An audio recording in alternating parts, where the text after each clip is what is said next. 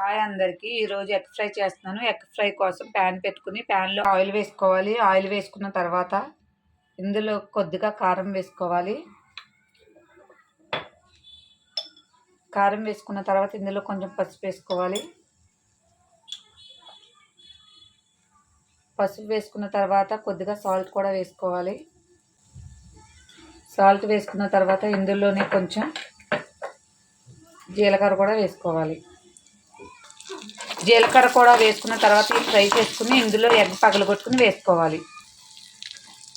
ఇలా ఎగ్స్ పగలగొట్టుకుని వేసుకోవాలి. వేసుకున్న వెంటనే కలపొద్దు. ఇలా ఉంచేస్తే కొంచెం ఫ్రై అవుతుంది. అయిన తర్వాత కొంచెం అప్పుడు కలపాలి. చూడండి, ఈ విధంగా కొంచెం ఫ్రై అయిన తర్వాత ఇదంతా కూడా ఒకసారి మిక్స్ చేసుకోవాలి.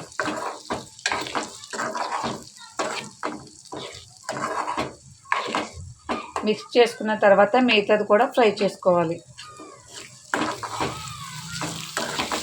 ఈసారి కొంచెం కొంచెం కలుపుకుంటూ ఫ్రై చేసుకోవాలి. ఎందుకంటే మాడిపోతుంది. ఓ పక్కన వేగిపోయింది కాబట్టి మాడిపోతుంది. జాగ్రత్తగా కలుపుకుంటూ ఫ్రై చేసుకోవాలి.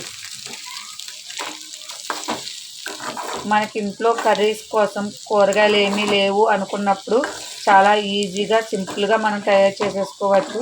పిల్లలు కూడా చాలా ఇష్టంగా తింటారు. స్కూల్కి క్యారేజీకైనా ఈవినింగ్ భోజనం చేసేటప్పటికైనా చాలా సింపుల్గా అయిపోయే రెసిపీ ఇది.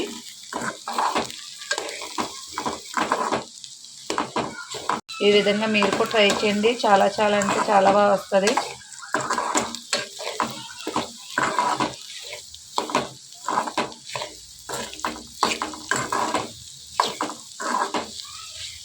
ఈ ఎగ్ ఫ్రై అనేది చాలా సింపుల్గా ఈజీగా అయిపోతుంది. టైం కూడా ఎక్కువ వేస్ట్ అవ్వదు. టైం సేవ్ అవుతుంది ఎగ్ ఫ్రై చేసుకోవడం వల్ల. చూడండి ఫ్రెండ్స్, ఎగ్ ఫ్రై రెడీ అయిపోయింది. ఈ విధంగా మీరు కూడా ట్రై చేయండి. చాలా అంటే చాలా బాగా వస్తుంది. Okay, bye friends.